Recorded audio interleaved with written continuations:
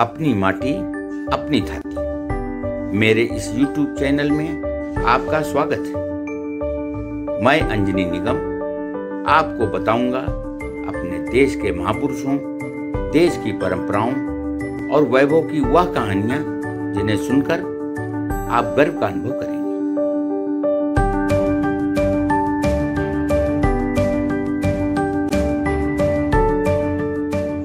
पश्चिम बंगाल के हुगली जिले के कामारपुकुर नामक छोटे से गांव में खुदीराम चट्टोपाध्याय और उनकी पत्नी चंद्रमणि रहती थी।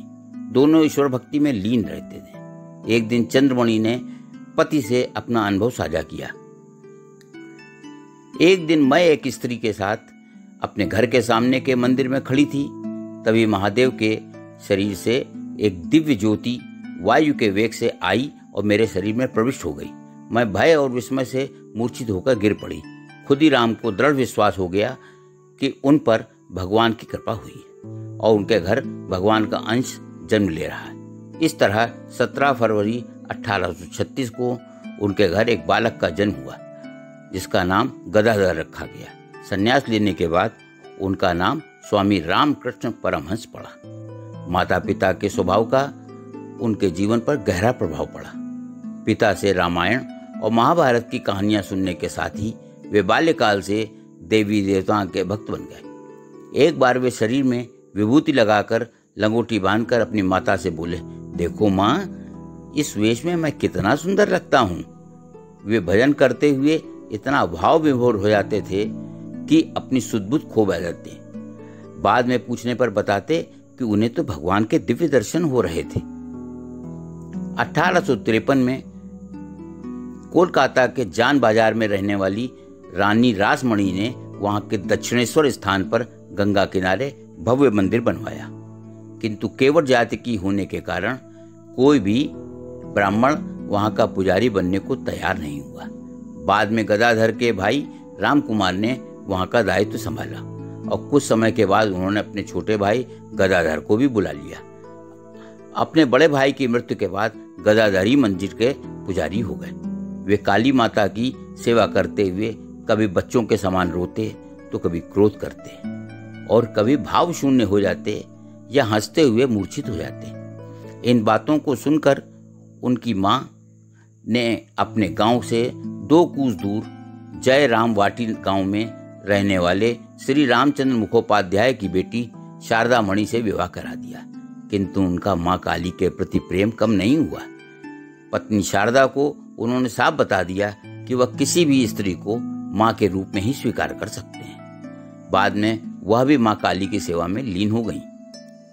उन्होंने पहले तंत्रोक्त फिर वेदोक्त साधना की।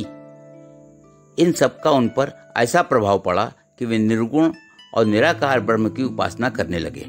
सत्य की खोज के लिए उन्होंने हिंदू धर्म के विभिन्न संप्रदायों की साधना करने के बाद इस्लाम, मसीही समाज, यहूदी, पारसी आदि समाज की गहराई से अध्ययन किया और अंत में इस निष्कर्ष पर पहुंचे कि ईश्वर एक है, केवल उसे प्राप्त करने के तरीके अलग हैं। धीरे धीरे स्वामी रामकृष्ण परमहंस की ख्याति बढ़ती गई और पूरे देश से भक्त उनके दर्शन के लिए मंदिर में आने लगे।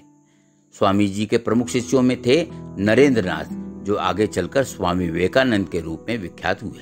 स्वामी जी एक बार ठंड लगने से बीमार पड़ गए। उनके गले में सूजन आ गई। कहते हैं कि उन्हें कैंसर हुआ था। उनका कष्ट बढ़ता गया और उन्होंने भोजन, फल आदि का त्याग कर दिया। सिर्फ दूध का सेवन करते थे। धीरे धीरे वे बहुत दुर्बल हो गए। अचानक एक दिन उन्होंने अपने शिष्यों से पूछा, आज कौन सी तिथि है? शिष्य के यह कहने पर कि सावन की पूर्णिमा, बस उन्होंने तुरंत ही समाधि लगा ली। शिष्य समझे कि यह वैसी ही समाधि है जैसी स्वामी जी पहले भी लगाते थे, किंतु इस बार की समाधि नहीं टूटी। 16 अगस्त 1886 को उन्होंने यह चोला छोड़ दिया और अनंत में विलीन हो गए। उनके अनुयायियों ने रामकृष्ण मिशन स्थापित कर देश भर में उसकी शाखाओं का विस्तार किया और शिक्षा, स्वास्थ्य, अध्यात्म की अलख आज भी जगा रही है। महात्मा गांधी का कहना था कि स्वामी जी के जीवन की कहानी हमें ईश्वर के सामने लाती है। उसे जानने के बाद किसी को यह संदेह नहीं रह सकता है कि ईश्वर की सत्य है, बाकी सब मिथ्या।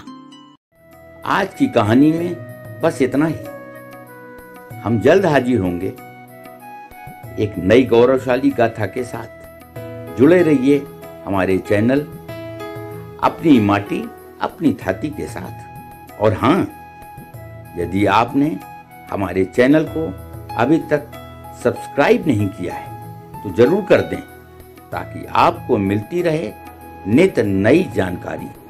नमस्कार।